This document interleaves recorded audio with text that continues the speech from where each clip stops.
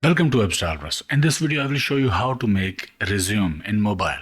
To do that, from your mobile, go to Play Store, search Canva, install it, open it, create a free account. In search, type resume. You will see a lot of free resume templates. These are ready to edit and use resume templates. Select a resume template that you like. It will be opened in editor mode. Now from here, you can select any text, image or icon and edit it.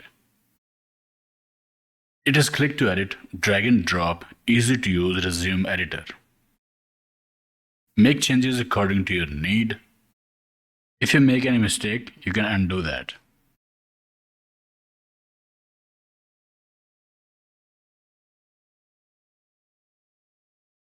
Tap on that picture and press replace. Let's say this is our resume photo.